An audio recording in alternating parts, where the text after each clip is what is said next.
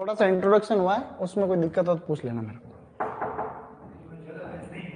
अभी pomology start कर रहे हैं अपन, कल थोड़ा आम पड़ा है बस।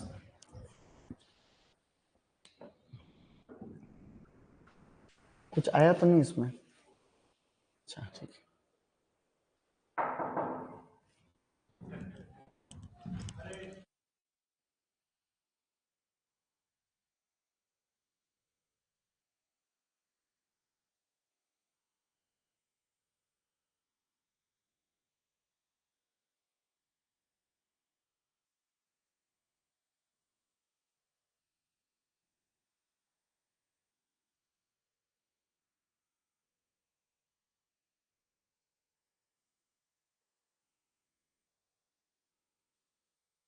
ठीक नहीं रहता है। गुड इवनिंग गाइस, स्टार्ट कर रहे हैं अपन। हमने अब तक बहुत सारी बातें पढ़ ली थी और शीट अभी तक शीट भी नहीं लाई, तो फिर आए क्यों?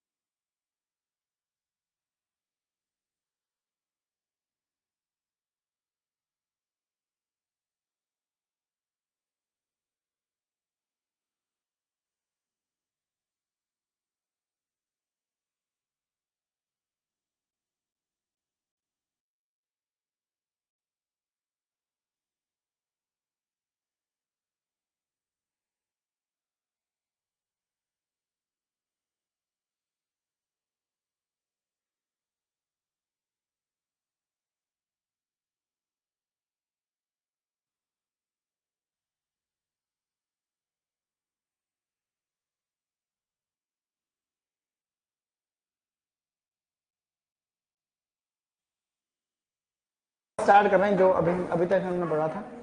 Good evening guys, good evening. कैसे हो ऑनलाइन में सब लोग? सवास, बैठ जाओ बैठ जाओ। देखो ऐसा है बच्चों। हाँ बेटा, क्या कह रहे हो? ऑफलाइन वालों की वैल्यू क्या है? बहुत इज्जत है तुम्हारी। क्यों तुम्हारी इज्जत नहीं है बच्चों? तुम लोगों को ऐसा क्यों लगता है? तुमको ये हकीकत कब पता चलेगी तुम्हारी कोई इज्जत नहीं? ऐसा कुछ नहीं। कल पेपर हुआ था तुम्हारा, उसमें पूरे में से पूरे सही किस किस का होगा? क्यों नहीं हुए? पेपर पेपर हो तो देखो, अगर दिखाना है तो कुछ।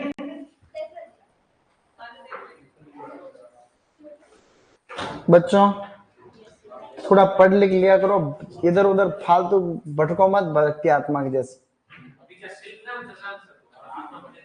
कौन सा सेल्फ ग्राम? वो पेपर का है ये? उसमें क्या देखना? हो तुम सब आता है तुमको वो तो।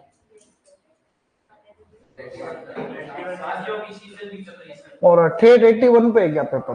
अरे बाप रे। पेपर मैंने बहुत सोच समझ बनाया था, तुमको आया तो नहीं होगा भले। पेपर में तुमको मजा नहीं। देखो ऐसा है कि फर्स्ट क्वेश्चन है, फटाफट से देखो। पहला है question, 81. Which of the following statements, yeah, which of the following statement is incorrect about location and selection of site for orchard establishment? Handbook of horticulture से लिखा है मैंने, प्रश्न बेटे बेटे क्वेश्चन, लेकिन इजी है, उसमें लैंग्वेज कठिन नहीं कुछ भी। इसमें पहला ऑप्शन है, मतलब कौन सा बगीचे के लिए जगह का चुनाव करते हैं उसके बारे में सही नहीं है। The location should not be in well established fruit growing area and near to the market. तो ये should not be नहीं, should be होना चाहिए।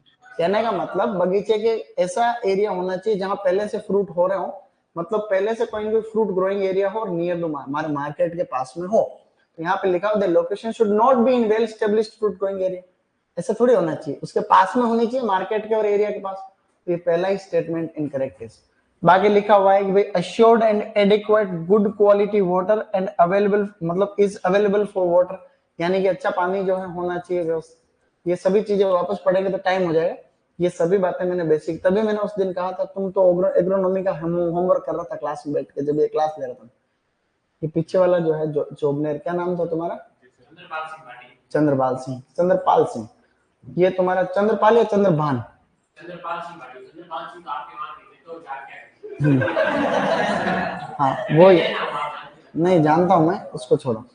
तो मैं यूं कह रहा हूं कि भाई जिस दिन मैं ये टॉपिक कह रहा हूं, मैंने कहा ये टॉपिक सुनने का ज्यादा है, इसको हम रट के याद नहीं कर सकते छोटे, तो उस दिन मैंने अच्छे अच्छे एग्जाम्पल भी दिए थे खूब सारे। अगले जो क्वेश्चन है, which of the following statement is correct about क्वीन कंग्स जो सिस्टम होता है, क्वीन कंग सिस्टम यानी पंचभुजाकार विधि।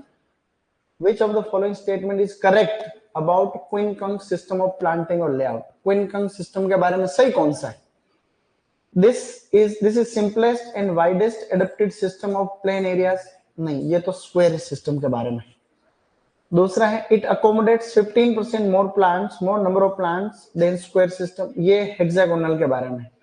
This system is similar to square system except one additional plant is planted in the center of the square, यानी एक square के बीच में एक एक्स्ट्रा प्लांट लगता है। तो ये इसके बारे में क्या है? सही। तो इस क्वेश्चन का जो सी सही है।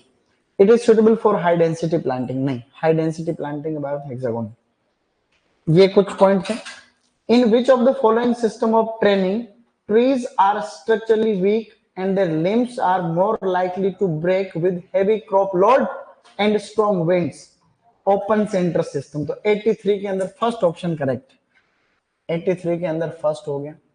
फिर दे रखा है which is not correctly matched, मतलब कौन सा करेक्ट नहीं मैच कर रखा है। तो नॉट करेक्टली मैच के अंदर कुछ भी नहीं है। हेवी प्रूनिंग बेयर में करते हैं, सही बात। बेंडिंग गुआवा में करते हैं, रिंगिंग बेयर में नहीं करते हैं। रिंगिंग और गर्डलिंग हम लोग करते हैं ग्रेप के अंदर, किसमें करते हैं? बेयर में तो रिंग बडिंग करते हैं, वो अलग चीज होती है, ठीक है। और लीप प्रूनिंग डेट पाम में करते हैं। तो इस 84 के अंदर सी जो है आपका सही है।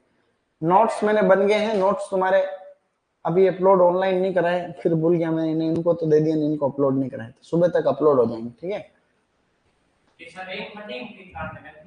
वो तभी तो ऑप्शन दिया मैंने। Which of the following fruits या following fruit has very high ethylene rate? सबसे ज्यादा इथिलीन की हाई रेट किसमें होती है? सपोटा एंड पैशन फ्रूट के अंदर मैंने कहा हाई रेट में होती है, तो बी ऑप्शन इसमें correct. Which is not correctly matched inflorescence. Panicle तो मैंगो ग्रेप में सही है, इजी था ये। कोरिम्ब फिग में थोड़ी होता है, कोरिम्ब तो होता है नाशपाती में, पियर के अंदर। हाई पेंथोडियम फिग के अंदर, और आपका पोमग्रेनेट में होता है स्पेडिक्स एबीसीडी। स्पेडिक्स होता है एबीसीडी, है कि नहीं? तो इसके अंदर कौन सा है? बी जो है आपका इनकरेक्ट हो गया। सीडलेसनेस, मतलब सीडलेसनेस नहीं, seedless in Sindhu variety of mango is due to stenospermocarpic parthenocarpy. 87 के अंदर फर्स्ट जो है इसमें करेक्ट।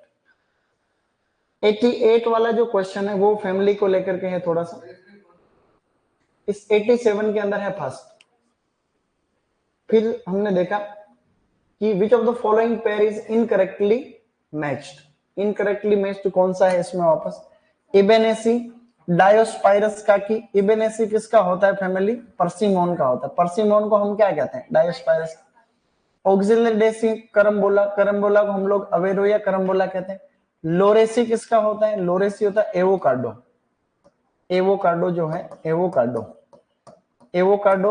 और ये यहाँ पे पर्सिया अमेरिकाना, उसी का तो नाम होता है। या पर्सिया अमेरिकाना किसका नाम होता है, कौन बताएगा तुम्हारे में? पर्सिया अमेरिकाना किसका होता है? पर्सिया अमेरिकाना, ये तो सही नाम लग रहा है। सपोटेसी, ये यहाँ पे गड़बड़ है। मैं सोच रहा था यहाँ तुमको गड़बड़ दूं, लेकिन वो दी नहीं थी मैंने। प्रोनस आर्मेनिया का देने वाला था मैं यहाँ, लेकिन फिर मैंने ये इस ऑप्शन में दिया। सपोटेसी होता है सपोटा की फैमिली, चीकू की। लीची चाइनीज किसकी? सपिंडेसी होती है, सपिंडेसी। तो इस तरीके से जो है सी इसके अंदर, नहीं डी इसके अंदर जो है ये आपका इनकरेक्ट हो जाएगा। 88 के अंदर डी। फिर देयर का जो following training system is not correctly matched to their respective crop, कौन सा सही नहीं है? तो 2 arm Kniffin system, passion fruit. फिर देयर का स्पेलियर सिस्टम आपका apple. Multiple stem system, multiple stem system mango के अंदर थोड़ी होता है। मल्टीपल स्टेम सिस्टम तो एक तो था पोमग्रेनेट, एक था फिग, एक था कस्टर्ड एप्पल, ऐसे। तो इसके अंदर जो है अपना सी हो जाएगा। ये तुम्हारे सही नहीं हुए ज्यादातर के, वैसे कोई ज्यादा नहीं था। जो आंसर था ना वो तो मैंने इजी बनाया, बाकी डेटा तुम्हारे ऐसे है भाई। आंसर तो इजी है। अब देखो इधर कि consider the following statements. Statue nut belong to the family Arecaceae. Statue nut तुमको पढ़ा ही नहीं होगा। स्टेच्यू नट बोलते पिस्ता को, स्टेच्यू नट पिस्ता को कहते हैं। और ये एनाकार्डियेसी फैमिली में आता है। किसमें आता है? एनाकार्डियेसी। कोई बात नहीं, अभी देख लेना। इसको हम लोग स्टेच्यू वीरा कहते हैं। स्टेच्यू वीरा इसका साइंटिफिक नेम है, कोई बड़ी बात नहीं है। ये स्टेच्यू नट हम लोग कहते हैं ये एरेकेसी मनी एनाकार्डियेसी माता। मैंगो, मैंगो में जो एनाकार्डियेसी फैमिली में 3 फ्रूट है, एक तो मैंगो है, और एक आपका कैशू नट काजू है, और एक है आपका स्टेच्यू नट पिस्ता को बोलते हैं, काजू पिस्ता ऐसे, ठीक है। एक फिर स्टेटमेंट दे रखा है, avocado belong to the family इबेनेसी।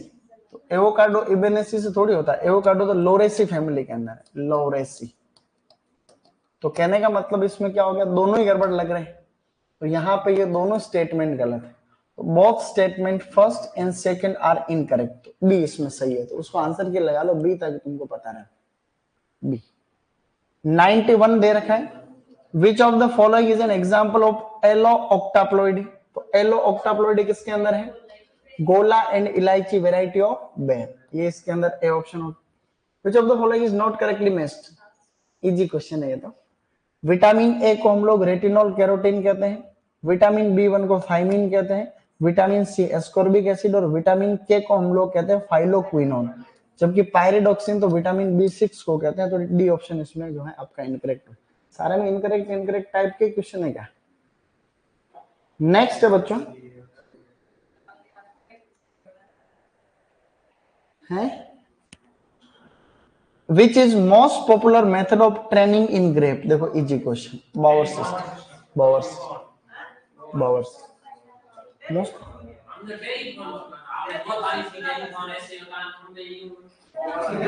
मैंने ऐसा कुछ नहीं बोला फोन पे ही, मैंने ऐसा बोला, तुमने उस दिन सुना ही नहीं। मैंने कहा मोस्ट पॉपुलर, सबसे अच्छा, सबसे फेमस, सबसे ज्यादा हाई कॉस्ट बेनिफिट रेशियो वगैरह। अरे अरे पागल आदमी, मेरे पास रिकॉर्डिंग पड़ी, मुर्गा बनाऊंगा फिर ध्यान में उसको चला दूंगा वापस। हाईलाइट तो होता है जिसको करना पड़ता है। तो ये बहुत फेमस है, ये क्वेश्चन तो कितनी बार आया हुआ। इसको यूं लिख दो भले, प्री पीजी 2024। इसको सही करो, तुम्हारा कंफ्यूज मत रहना इसमें बिल्कुल। नेक्स्ट में अब ये कुछ इंस्टीट्यूट दे रखे हैं यहाँ पे। Sequence the location of the following institute. In institute की लोकेशन को आपको सेट करना है। इजी था ये। CIAH बीकानेर, एक ही ऑप्शन में बीकानेर होगा, ठीक है। मुझे पता था कि भाई ये तुमको आ जाएगा, ऐसी बात नहीं थी कि सब तुमको आए नहीं। आने वाले टाइम पे तुम्हारा हवा नहीं लगेगी, और पेपर जो होंगे उसको, ओके।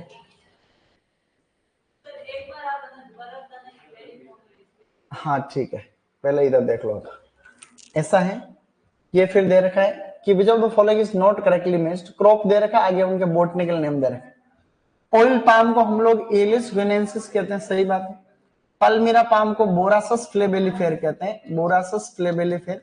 तो ये दूसरा, इसमें पर्सिया अमेरिकाना हम लोग एवोकाडो कहते हैं, पिका नट को कैरिया इलियोनेंसिस कहते हैं, पर्सिमोन को डाइस। तो इसमें हो जाएगा 95 के अंदर सेकंड ऑप्शन बी।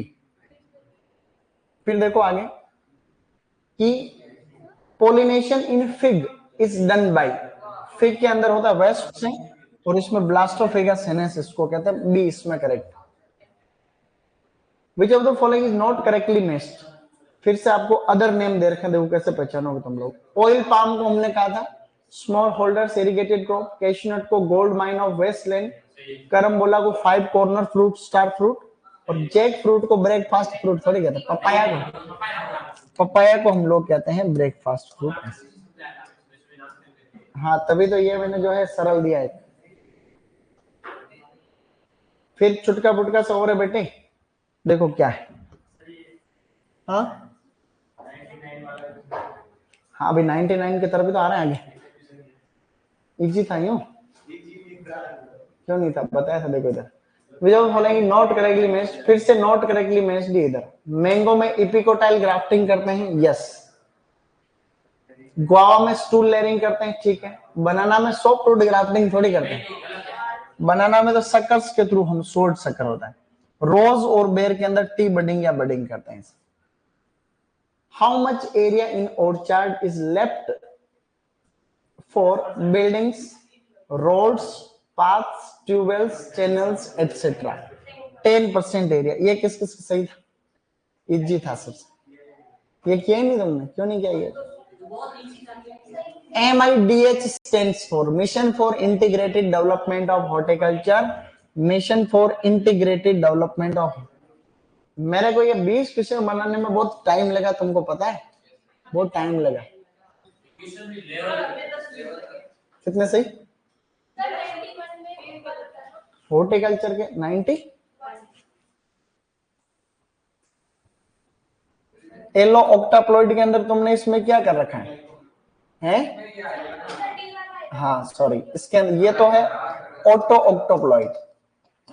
ये गोला और इलायची वैरायटी जो है ये आपका ऑटो में आएगा, और ये येलो में विलय कोलम्बन वैरायटी ऑफ। ये फटाक फटाक से हमने देख लिया होगा। 91 में डी येलो में है, वापस देखना इसको सही करना तुम्हारे आंसर की। हाँ तो न्यारा न्यारा तभी तो कह रहा हूँ, ये तो है येलो ऑक्टाप्लॉइड। येलो ऑक्टाप्लॉइड में विलय कोलम्बन वैरायटी ऑफ मैंगो, और इसके अंदर ऑटो जो ऑक्टाप्लॉइड है उसके अंदर गोला और इलायची। बाकी वैरायटी होती है उमरान वगैरह बेर की, वो होती है ऑटो टेट्राप्लॉइड। ऐसे हमने पढ़ा था। 20 में से 20 किसके सही हो गया, उसको मैंने कहा चॉकलेट मिलेगी। अगर हॉर्टिकल्चर के 20 के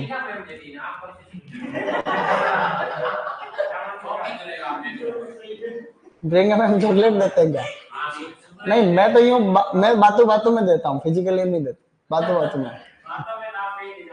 अब देखो इधर, बस अब फालतू की बात नहीं, अब इधर काम की बात करो, नहीं तो तुम ऐसे पढ़ते रहो। हमने उस दिन मैंगो स्टार्ट कर लिया था। मैंगो के बारे में आज तो तुमको मैटर पे मिल गया। देखो इसमें भी ढंग से सिस्टम से सेट करके दिया थोड़ा सा। मैंगो में ज्यादा टाइम नहीं खराब करते हुए ये सभी डेटा हमने पढ़ा हुआ है। मैंगो की जो स्पीसीज बताई थी इसमें एक्स्ट्रा भी दे रखी, 5 आपको याद रखने वाली स्पीसीज थी।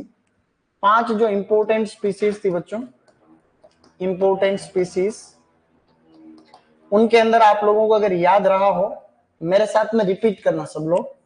Mangifera pajang, largest fruit size and it is easily peeled like बनाना,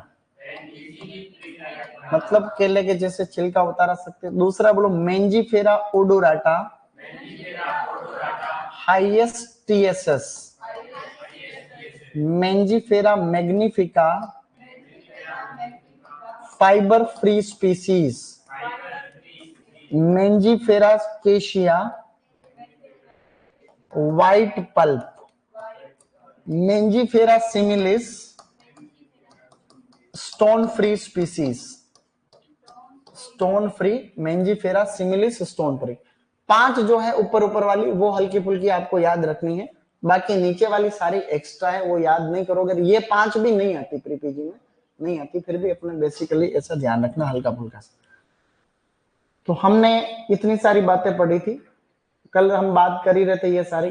कि भाई 60 स्पीसीज रिपोर्टेड बाय कोस्टरमैन एंड आपका बॉम्फर्ड 1993 उन्होंने किताब लिखी थी जिसका नाम था द मैंगोज। क्या नाम था? बुक का नाम था द मैंगोज ऐसे। तो ऐसी किताब लिखी, इतनी बड़ी सी किताब, ठीक है। बच्चा बोल रहा है 17 सही है सर, और बाकी और क्या तो पता नहीं। और क्या पता क्यों नहीं है? तुम्हें झूठ बोल तो नहीं रहा। 17 सही है फिर तो अच्छी बात है, देखो है नहीं है? कोई बात नहीं, ऐसे ये सभी हमने स्पीसीज पढ़नी थी। एक स्पीसीज तुमको और बताई थी, मेंजीफेरा लोरिना। लोरिना के बारे में जो है एंथ्रेक्नोज रेजिस्टेंट, एंथ्रेक्नोज भी इसका इंपॉर्टेंट डिजीज है, क्या पता आज पढ़ ले अपन। फिर इसके बारे में थोड़ा बेसिक डेटा हमने उस दिन पढ़ी थी, लेकिन फिर भी थोड़ा सा देख लेते हैं। मैंगो में विटामिन ए होता है, ऐसा तुमको पहले से पता है, ये हमने उस दिन पढ़ लिया था।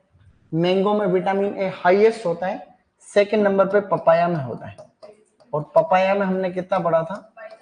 20 IU के आसपास पर 100 ग्राम फ्रूट के अंदर होता है। एसिड सिट्रिक एसिड है। हेडिंग बैक का मतलब होता है जो ऊपर ऊपर की जो ब्रांचेस होती है उनको हम लोग रिमूवल ऑफ टर्मिनल ब्रांचेस।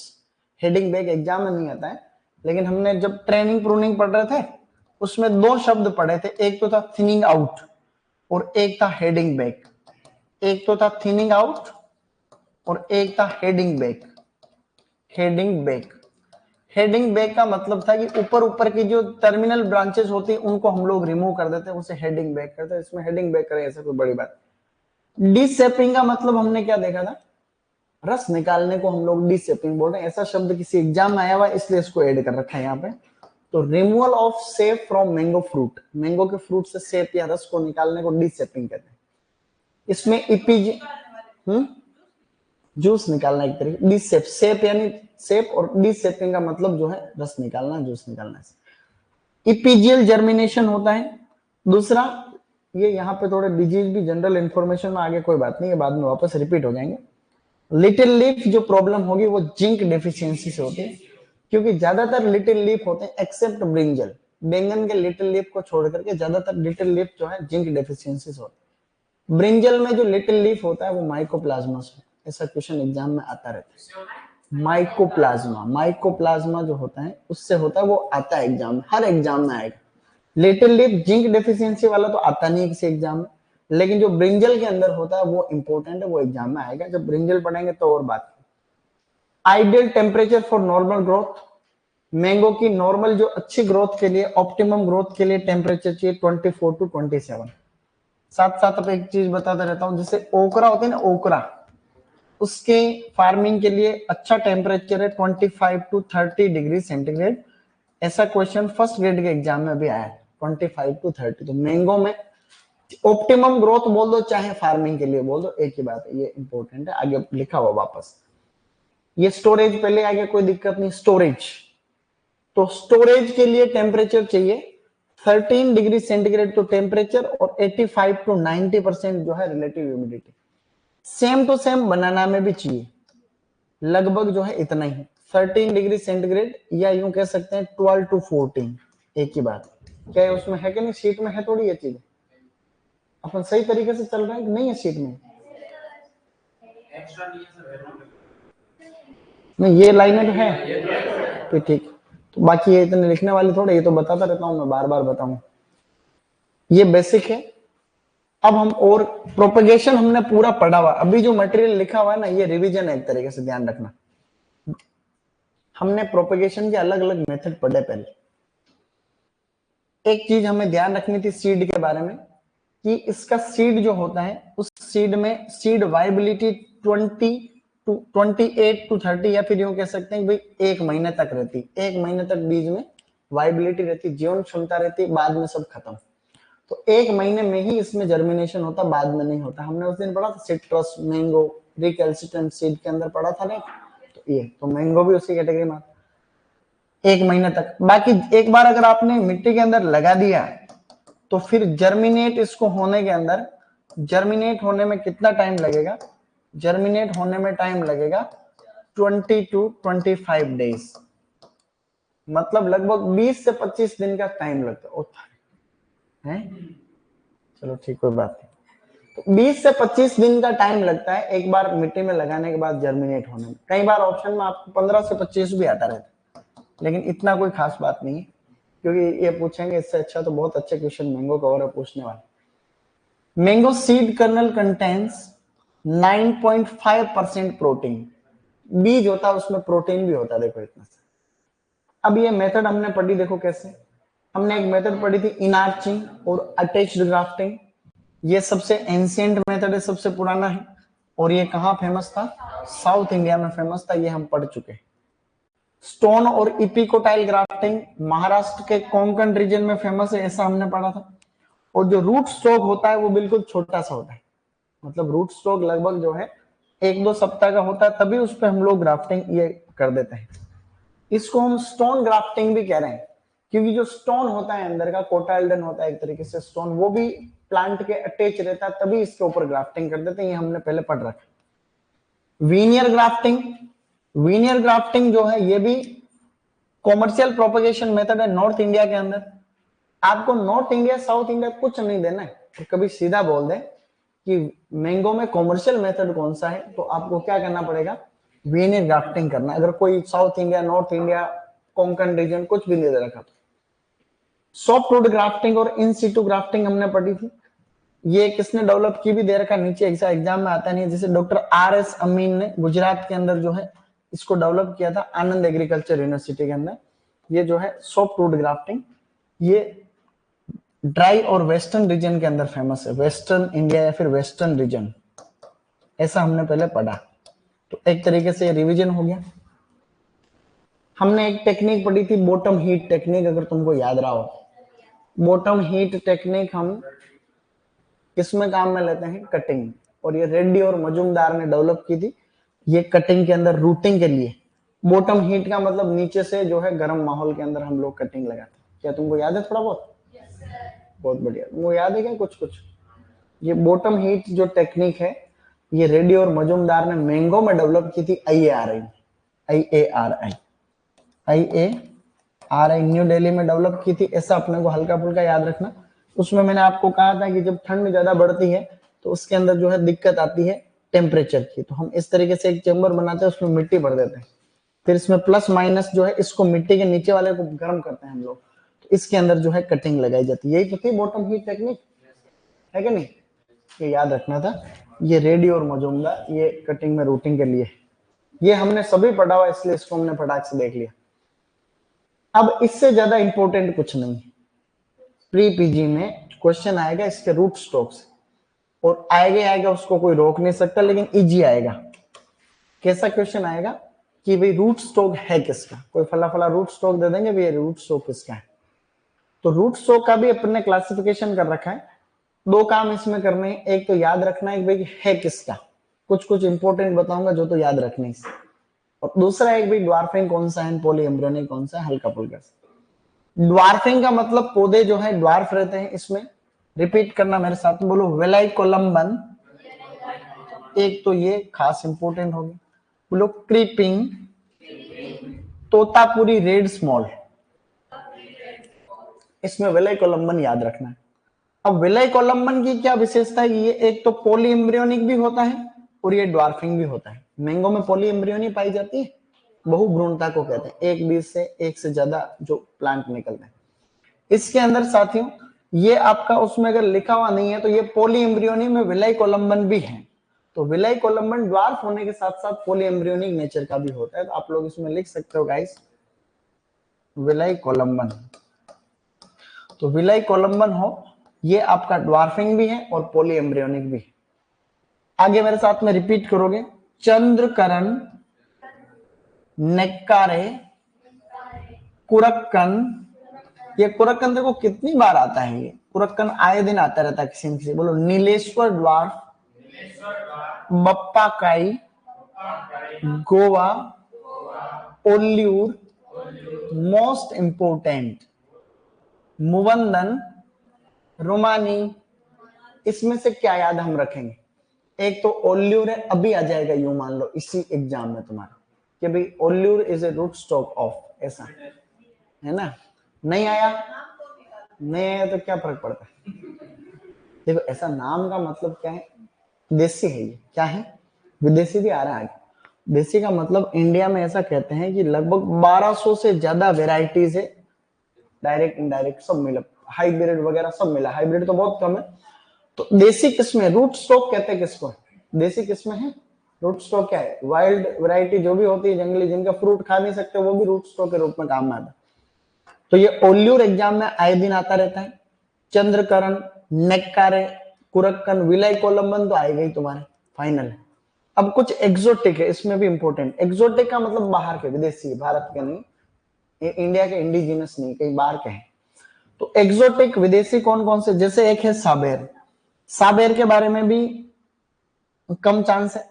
जैसे पीच, ये फ्रूट के नाम है ना, वैसे इनके नाम भी है जैसे, लेकिन ये बोलो peach, apricot, Higgins, strawberry, Pico, turpentine, most important Cambodiana, Simmons.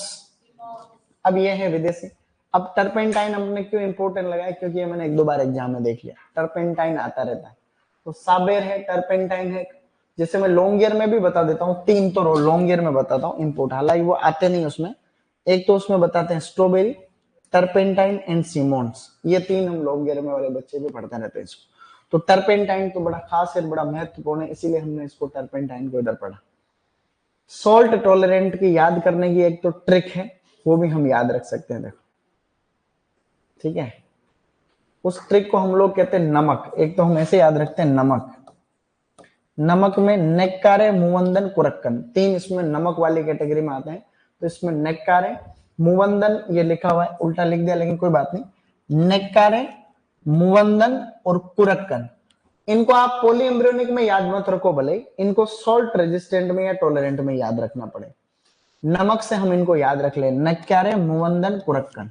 नमक से सॉल्ट, सॉल्ट टॉलरेंट भी हो जाएगा, रेजिस्टेंट भी हो जाएगा। नमक, नक्कारे, मुवंदन, कुरक्कन, नक्कारे, मुवंदन, कुरक्कन, क्या है, नक्कारे, मुवंदन और कुरक्कन, नक्कारे, मुवंदन, कुरक्कन, ऐसे तीन याद हो गए, बाकी चंद्रकर्ण कोई बड़ी बात नहीं।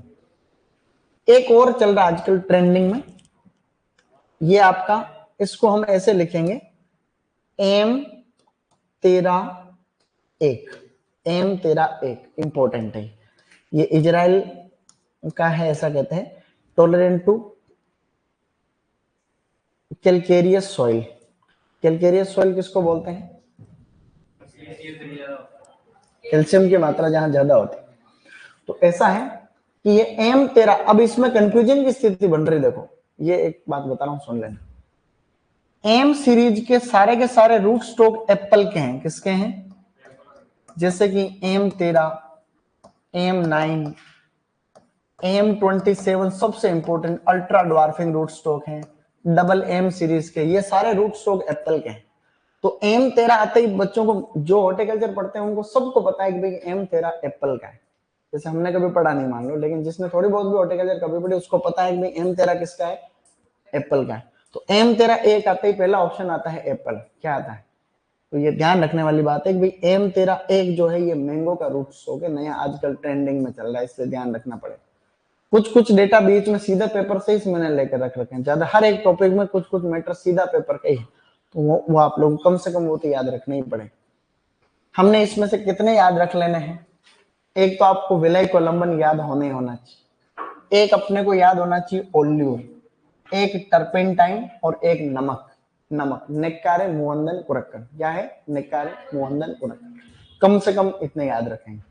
क्या सर बाकी क्यों बता रहे हो, बाकी यूं बता रहे हैं कि मेरे को थोड़ी पता एग्जाम में कौन सा है, बाकी इसलिए बता रहे, मेरे को पता होता है अगर कि ये बताया तीन ही आएंगे तो तीन ही बता दो तुमको, फिर तुमसे पैसे भी ले लेता, इधर फीस जमा कराओ, मेरे को पता है कौन कौन सा आएगा, है कि नहीं, पता नहीं रहता, इसलिए ये सारे लिखा रखे। इसलिए इसका मतलब ये नहीं कि बाकी तुम पढ़ो ही नहीं, बाकी सभी भी पढ़ने रहते हैं, समझ ऐसे।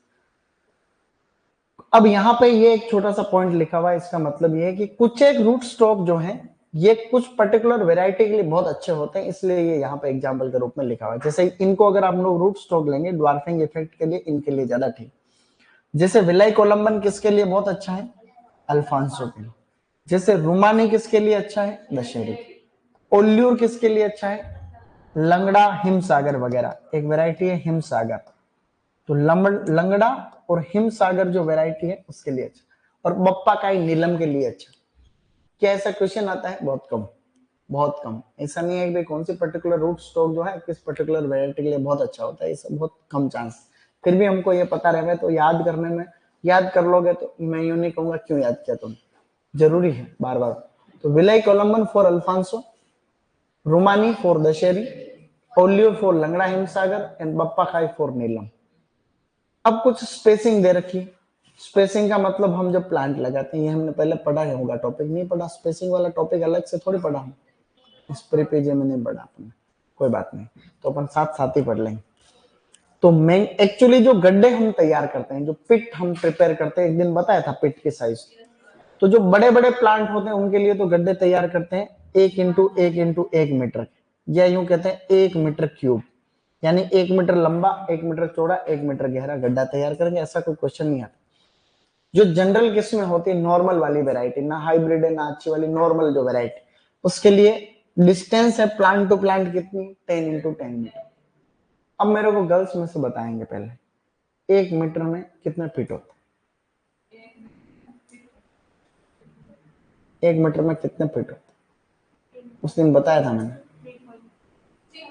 3.5। 1 मीटर में कितना फीट होता है?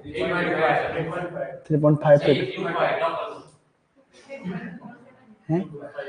हाँ, मतलब 3.5 तो नहीं होते, लेकिन लगभग 3.3 के आसपास होता है। 3.3 एग्जैक्ट नहीं, 3.3 ये फीट का माप है, ऐसा नहीं है, हर कोई नहीं कह सकते। 3.33 कहते हैं जनरली, 3.33 या 3.2 है। ऑप्शन लेके कुछ नहीं सही हुआ तुमसे, कितने सही हुए उस दिन पेपर में? ऑप्शन में ही तो गलती, ऑप्शन देख के अगर कोई सही कर सकता तो सबकी फर्स्ट रैंक आनी चाहिए थी। ऑब्जेक्टिव तो पेपर होते हैं आजकल, तो ऑप्शन देख के सही नहीं होता, ऑप्शन देख के तो कंफ्यूज होता है, ठीक है ना। तो इसलिए ऑप्शन देख के सही कर देंगे, ये सही बात नहीं। तो ये बात भी माप चुप का हमें पता रहना चाहिए। हम जो थ्योरी पढ़ते हैं उसका प्रैक्टिकल हमें आना चाहिए, तो ही हम माप कर पाएंगे। एक लड़के, मैंने लॉन्ग ईयर में पूछा ये सेम क्वेश्चन 1 फीट में, तो एक लड़के बोले सर 6 पॉइंट समथिंग, एक बोला 1 फीट में 12.5 मीटर सर। तो मैंने कहा 12.5 फीट, तो 1 मीटर में अगर 12.5 फीट हो, उस दिन मैं बता रहा था, तो अगर 10 इंटू 10 फीट पे मीटर पे प्लांट लगाना है, 10 इंटू 12.5 लगभग कितना हो गया? 125 के आसपास। तो तुम एक पौधे को यहाँ लगाओगे, दूसरा पौधा 125 फीट आगे लगेगा। एक लड़का बोला सर दूसरा रघुनाथपुरा लगा। तो डिस्टेंस हमें पता होनी चाहिए। 10 इंटू 10 मीटर का मतलब लगभग 30-33 फीट के आसपास। तो 30 इंटू 30 फीट पे जो है इसके प्लांट लगते हैं। एक पौधा यहाँ, एक नॉर्मल किस्म होती है, क्योंकि आम बहुत बड़ा होता है। कुछ सेमी ड्वार्फ वेराइटीज है जो बहुत बड़ी नहीं होती, मीडियम टाइप, जैसे दशहरी है, और एक है अर्का अरुण या अर्का अरुणा, अर्का अरुण या अर्का अरुणा। अब अर्का अरुणा वैरायटी को 5 इंटू 5 मीटर पर लगा रहे हैं, ऐसा भी प्रश्न नहीं आएगा। प्रश्न तो आएगा आम्रपाली का, ये आएगा इस।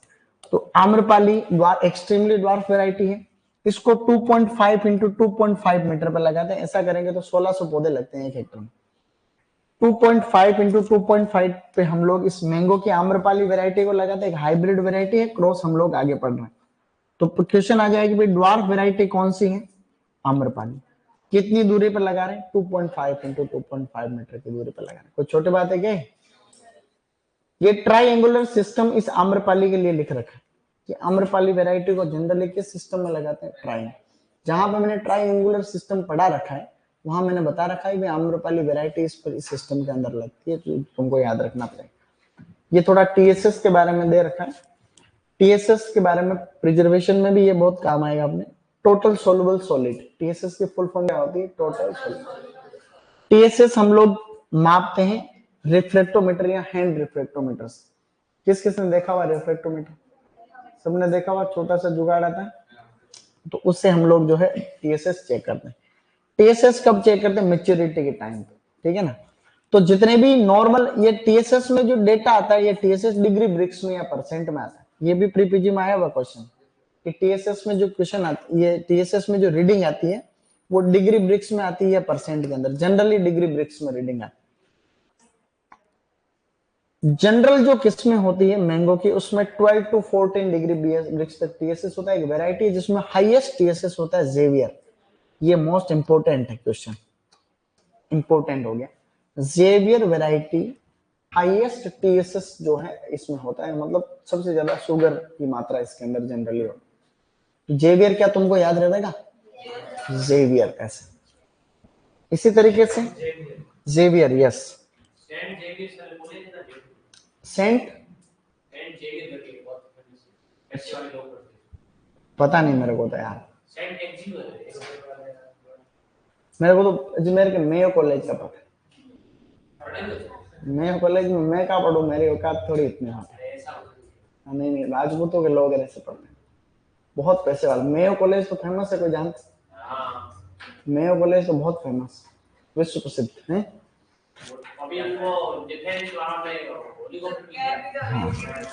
हैं?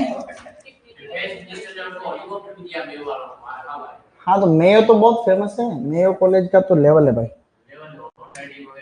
वहाँ फेमस है। वहाँ के ओलंपिक में भी जा सकते हैं लड़के, इतना अच्छी फैसिलिटी अवेलेबल। रॉयल में भी आने वाले टाइम पे ऐसे।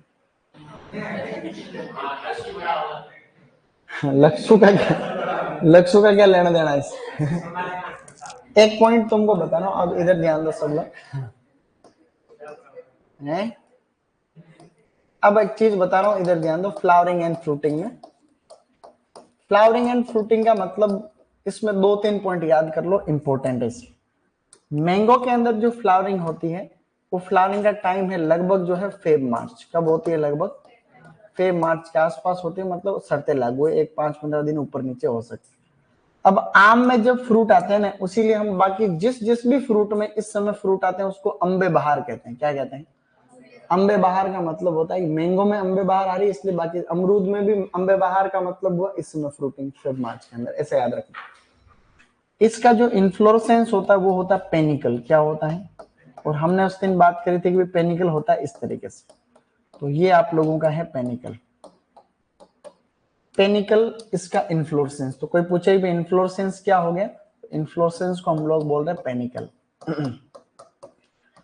मैंगो का जो पेनिकल होता है, उस पेनिकल में 2 तरीके के फूल आते हैं। कुछ फ्लावर्स तो ऐसे होते हैं जो कि हर्माफ्रोडाइट होते हैं। कैसे होते हैं? हर्माफ्रोडाइट। हर्माफ्रोडाइट का मतलब क्या था? बाइसेक्सुअल। हर्माफ्रोडाइट हमने क्या बोला था बच्चों? बाइसेक्सुअल। दूसरा, कुछ इसमें फ्लावर्स ऐसे होते हैं जो कि मेल होते हैं। कैसे होते हैं? मेल। यानी कि मैंगो के इन्फ्लोरेसेंस में जो फ्लावर्स आते हैं वो आते हैं मेल प्लस हर्माफ्रोडाइट, और मेल प्लस हर्माफ्रोडाइट को हम कहते हैं एंड्रोमोनोसियस। क्या कहते हैं? एंड्रोमोनोसियस। क्या ये तुमको याद है? तो एंड्रोमोनोसियस टाइप के फ्लावर्स जो है वो मैंगो के अंदर आते हैं, ऐसा अपने को हल्का फुल्का ध्यान रखना। ये क्वेश्चन आया हुआ एओ के एग्जाम में, तुम ध्यान देना कि मैंगो इन्फ्लोरेसेंस में फ्लावर्स कैसे आते हैं, मेल प्लस हर्माफ्रोडाइट, पहली बात। अब एक्चुअली जैसे कोई भी प्लांट होता है, इस प्लांट के अंदर मान लो कि अभी यहां से कोई भी बड निकल रही है, कोई ब्रांच में से बड निकल रही, बड जैसे ही फूटेगी उसके बाद में उसके ऊपर इन्फ्लोरेसेंस आता है, उसको कहते हैं जो आपके फ्लावर बड जो डिफरेंशिएशन होता है कि भाई फ्लावर बड आने लगी, अब इसका मतलब यहाँ पे इन्फ्लोरेसेंस भी आएगा। तो फ्लावर बड हमेशा फूल आने के थोड़े दिन पहले, तो फ्लावर बड कब डिफरेंशिएट होगी प्लांट से? तो फ्लावर बड जस्ट पहले होगी। तो फ्लावर बड डिफरेंशिएशन जो इसमें होता है गाइस, तो वो फ्लावर बड डिफरेंशिएशन वो लगभग अक्टूबर से लेकर के दिसंबर के आसपास होता है। ज्यादा इंपॉर्टेंट अक्टूबर, मतलब वैरायटी में वेरी करता है अलग अलग, लेकिन फ्लावर बड जो आपका डिफरेंशिएशन होता है मैंगो में इंपॉर्टेंट है, वो अक्टूबर के अंदर आपका फ्लावर बड इनिशिएशन होता है। अब मैंगो का एक सिंगल इन्फ्लोरेसेंस होता है, उस एक इन्फ्लोरेसेंस में एक सिंगल एक पेनिकल होता है, एक पेनिकल में लगभग 1000 to 6000 फ्लावर्स आते हैं। कितने आते हैं? 1000 से लेकर के 6000 इसमें फूल आते हैं। कोई छोटी बात है ये? अब किसी के, अब इसमें फ्रूट कितने बन रहे हैं? 1000 में से केवल एक फ्रूट बनता है, 6000 में से लगभग 6, तो एक पेनिकल के ऊपर लगभग 1 से 6 तक औसत फ्रूट बनते हैं। किसी के एक नंबर आता है, माना कि 100 में से, उसके कितने परसेंट बन गए? 1%। 1000 में से एक नंबर आया तो कितने परसेंट बनेंगे? तो ऐसे हम जनरल नॉलेज के लिए याद रखने। तो इसमें जो फ्रूट सेटिंग परसेंट है, फ्रूट सेटिंग, वो फ्रूट सेटिंग परसेंट एग्जाम में पूछ लेते हैं 0.1%। तो मैंगो में जो फ्रूट सेटिंग परसेंट है वो कौन कितना है अपना 13। अब इसमें ये कुछ बेसिक सी बातें जो हमें याद रखनी थी। अब मैंगो में हमने पोलिनेशन पढ़ा, कौन सा? अच्छा पाइनएप्पल का यार अभी से कोई फिक्स क्वेश्चन आने जैसा तो है नहीं जो मैं तुमको बताऊं, सबके अंदर है। किसमें? अरे तो पाइनएप्पल पे तो एक प्लांट पे एक ही फ्रूट आता है, फूल ही एक ही आएगा तभी फूल। ऐसा है कि जो तुमने क्वेश्चन पूछा तुम्हारी कोई गलती नहीं, ऐसा है कि तुम क्वेश्चन पूछ रहे हो तुम उसको देखो थे। हमने ये पढ़ा था कि वो एक प्रकार का मोनोकार्पिक फ्रूट है। कैसा है? तो इसमें क्या होता है कि ये हमने जब फ्रूट टाइप हमने पढ़ा था तो ये एक तरीके का मल्टीपल फ्रूट है पाइनएप्पल। कैसा है? Multiple fruit. अब मल्टीपल फ्रूट का मतलब क्या होता है, पूरा का पूरा जो इन्फ्लोरेसेंस होता है वही फ्रूट के अंदर कन्वर्ट हो जाता है। पाइनएप्पल में क्या होता है, पूरा फ्रूट ही इन्फ्लोरेसेंस में कन्वर्ट हो जाता है। तो पाइनएप्पल के अंदर जैसे कि ये पूरा इन्फ्लोरेसेंस है, इसमें बहुत सारे, एक इन्फ्लोरेसेंस किसको कहते हैं? पुष्पक्रम किसको कहते हैं? जिसमें बहुत सारे छोटे छोटे पुष्प है वो पुष्पक्रम है। तो उस पुष्पक्रम के अंदर पूरा इन्फ्लोरेसेंस ही वो आगे चल करके किसमें कन्वर्ट हो जाता है? फ्रूट के अंदर कन्वर्ट हो जाता है। तो इसीलिए इसको हम लोग मल्टीपल फ्रूट कहते नहीं कहते ये ऐसे। तो उसमें ऐसा इसका कोई ऐसा लॉजिक नहीं। एक इन्फ्लोरेसेंस पे कितने भी फूल हो सकते हैं, सैकड़ों होते हैं। पाइनएप्पल में सैकड़ों होते हैं। पाइनएप्पल एक्चुअली क्या होता है, पाइनएप्पल एक प्रकार का मल्टीपल फ्रूट का मतलब क्या होता है, इसमें छोटे छोटे छोटे छोटे जितने भी फ्लावर्स होते हैं, जैसे पाइनएप्पल के चारों तरफ तुम जो स्ट्रक्चर देखते हो ये जैसे पाइनएप्पल, ये सारे के सारे छोटे छोटे छोटे छोटे फ्रूट्स होते हैं एक तरीके से ऐसे। तो बहुत हर एक फ्लावर से एक एक स्ट्रक्चर बनती है, वो जो चारों तरफ की बनती है। एक बार में एक प्लांट एक ही फ्रूट देता है, इसलिए उसको मोनोकार्पिक फ्रूट केले के जैसे। तो इस तरीके का उसमें कोई लॉजिक नहीं बैठ रहा मेरे हिसाब से। ऐसा नहीं है कि उसमें कितनी कोई फ्रूट सेटिंग परसेंट का कभी कोई क्वेश्चन आया हो, ऐसा कभी कोई नहीं पढ़ा मैंने। तो कहने का मतलब कुछ नहीं है, ये फ्रूट सेटिंग याद रखनी। बाकी मैंगो में कौन सा पोलिनेशन होता है? क्रॉस पोलिनेशन होता है, वो भी हाउस फ्लाइज। हाउस फ्लाई किसको कहते हैं? घरेलू मक्खी होती है, मस्का डोमेस्टिका, है कि नहीं? तो इस तरीके से ये हल्के फुल्के से कुछ पॉइंट है जो कि आपको ध्यान रखनी चाहिए। खासकर तो ये है इंपॉर्टेंट, फूल का बात है, पेनिकल होता है और उसमें भी ये मेल प्लस हर्माफ्रोडाइट, जो कि मैंने पहले ही बता दी ये बात तुमको स्टार्टिंग। ग्रेप के अंदर भी पेनिकल होता है, इसमें भी पेनिकल होता है, दो में खासकर ध्यान रखना। बाकी लीचिंग में भी पेनिकल होता है। तो कहने का मतलब कुछ नहीं था, कहने का मतलब अब इसमें से ये चीजें तो ज्यादातर ये 2-3 पॉइंट इसमें और है जो हम चेक कर लेते हैं क्या क्या है। अच्छा इसमें ये वापस वही चीज आ रही है, मैम ने बियरिंग हैबिट की जब बात की थी पहले, तो इसमें क्रॉस पोलिनेशन वही चीज लिखी हुई पेनिकल। ये फेब मार्च में, अक्टूबर में flower bud initiation. Flowering period का मतलब होता है फूल कितने टाइम के लिए खुलते हैं, बाद में पोलिनेशन होकर जड़ जाते हैं। तो इसमें 2 to 3 वीक, ऐसा कोई क्वेश्चन नहीं। नंबर ऑफ फ्लावर्स पर पेनिकल इतने आते हैं और फ्रूट सेटिंग होती है 0.1%, ठीक है ना। बियरिंग, अच्छा एक होती शाई बियरिंग, एक होती शाई बियरिंग। शाई शब्द का मतलब वही होता है शर्मिला स्वभाव। ये क्वेश्चन है, देखो इसको थोड़ा सा देखना।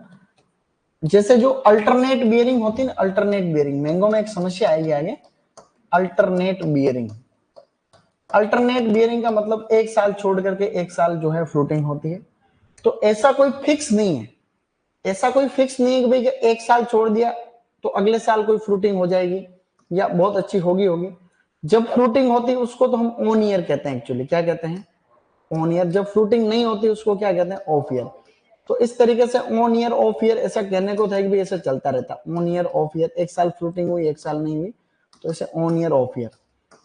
अब यूं है कि अल्टरनेट बियरिंग को इरेगुलर बियरिंग कहना ज्यादा सही, ऐसा है। इसको हम लोग कहते हैं इरेगुलर बियरिंग। इरेगुलर बियरिंग का मतलब क्या हुआ? अनियमित फलन।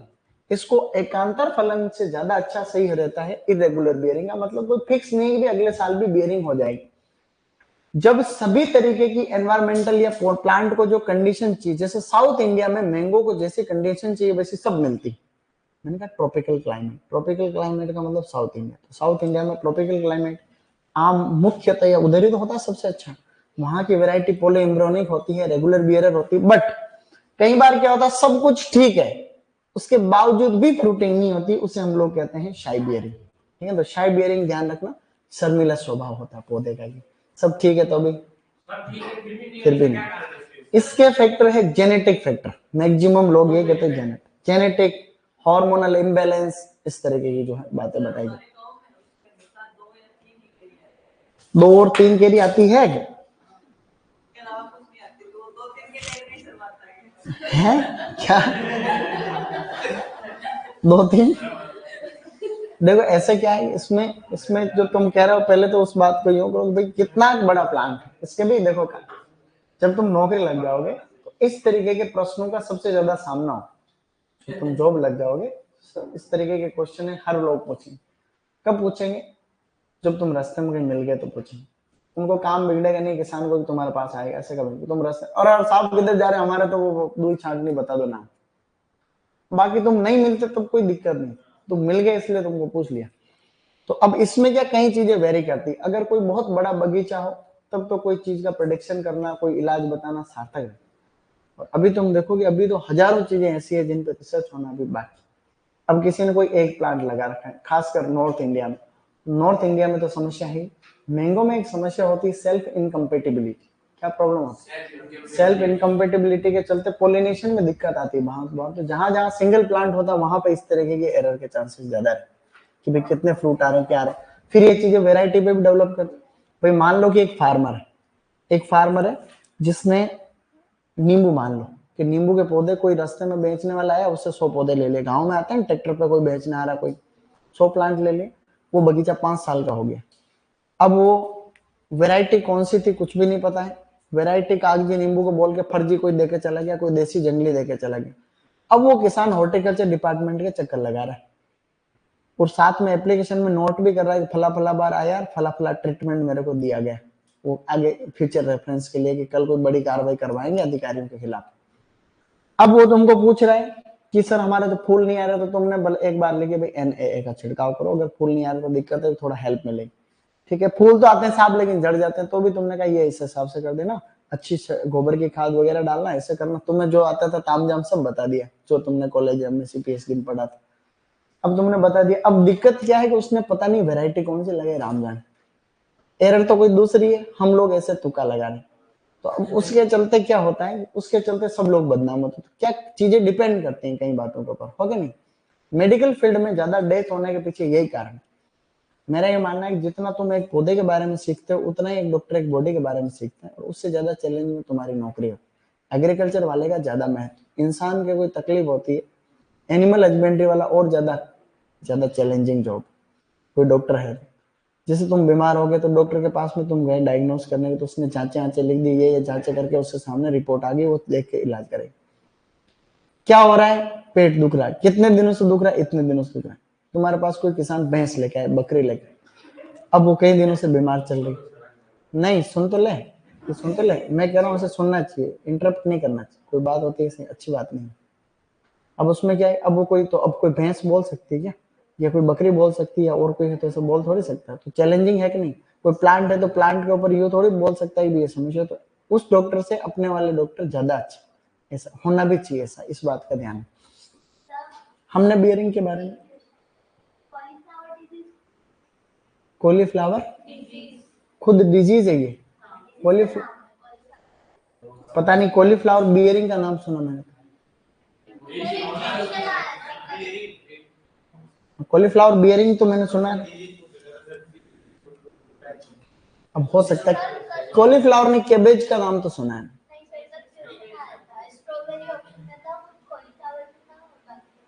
अब पता नहीं, ऐसा तो किसमें है, ऐसा कुछ ऐसा किसमें है बोला। अच्छा हाँ, तो हो सकता है, कई बातें ऐसी होती है। नहीं कोई बात नहीं, ऐसा हो सकता है, ऐसा नकारा नहीं जा सकता। अब देखो इधर देखो, 2-4 पॉइंट और पढ़ना चाहते, टाइम ही हो गया उधर। इधर देखो, इधर देखो पहले खटाक से बियरिंग हैबिट हमने पहले पढ़ रखी है। बियरिंग हैबिट के अंदर टर्मिनल बियरिंग होती है, उस दिन पढ़ी, और ओल्ड सीजन ग्रोथ ब्रांचेस पे होती है। गुआवा में, बेर में हमने पढ़ा था कि एक्सिलरी ब्रांचेस होती है गुआवा के अंदर, और करंट सीजन ग्रोथ ब्रांचेस पे होती है। ये बियरिंग हैबिट याद रखने वाला पॉइंट। फ्लावर टाइप एंड्रोमोनोसिस लिखा हुआ है, सेम एक ही पेनिकल के ऊपर दोनों तरीके के फ्लावर्स, ऐसा कुछ नहीं था। अब एक शब्द है यहाँ पे केगिंग टेक्निक या केजिंग टेक्निक, पिंजरे वाली तकनीक। ये केजिंग टेक्निक जो सेल्फ इनकम्पेटिबिलिटी होती है उनमें पोलिनेशन करने की एक टेक्निक। ये ध्यान रखना कि जो मैंगो के अंदर मैंने कहा था नॉर्थ इंडियन वेराइटीज जो होती है उनमें सेल्फ इनकम्पेटिबिलिटी पाई जाती है।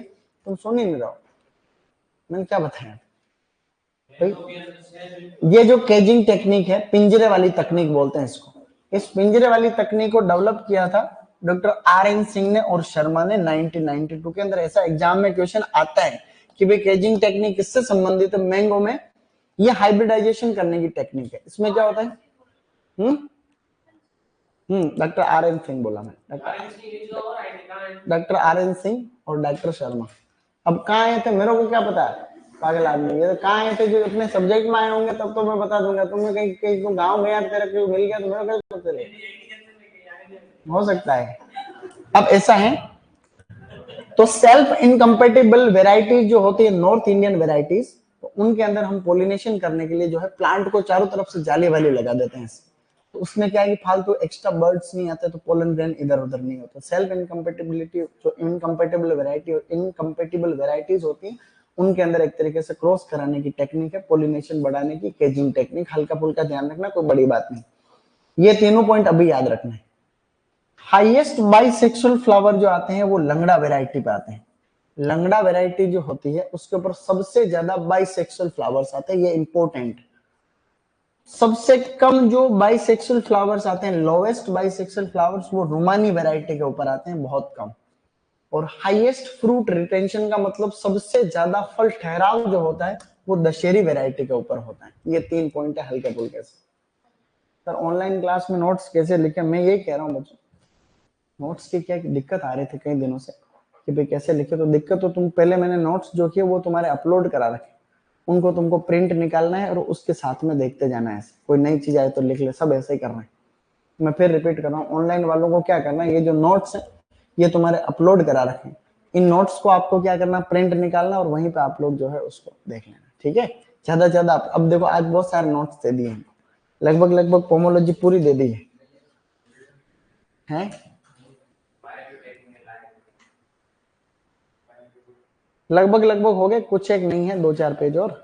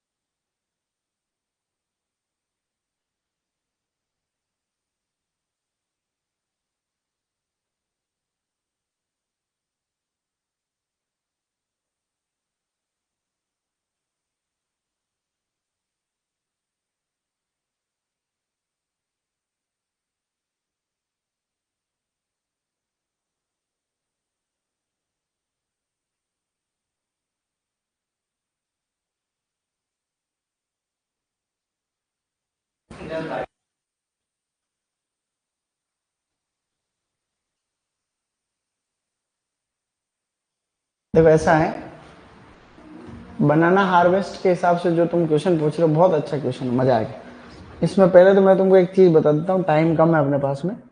मैंगो में जो मेच्योरिटी इंडाइसिस होता है उसको आप 1 सेकंड में देख लो, सबको ध्यान देना है बाकी, क्योंकि ये बाद में वापस टाइम खराब नहीं होगा। किस फ्रूट को कब तोड़ें इसका पता चलता है अपने को मेच्योरिटी इंडाइसिस से। किससे पता चलता है?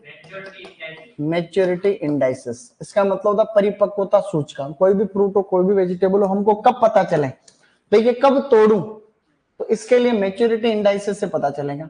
जो बनाना होता है उसके अंदर जो मेच्योरिटी इंडाइसिस है वो है लगभग 3/4 डिसअपेरेंस ऑफ एंगुलरिटी। एंगुलरिटी इसका मतलब होता है कि जो फ्रूट के चारों तरफ एंगल होते हैं। इसका क्वेश्चन का आंसर इसको ऐसे मिलेगा, फिर मैं तुमको बता रहा हूं।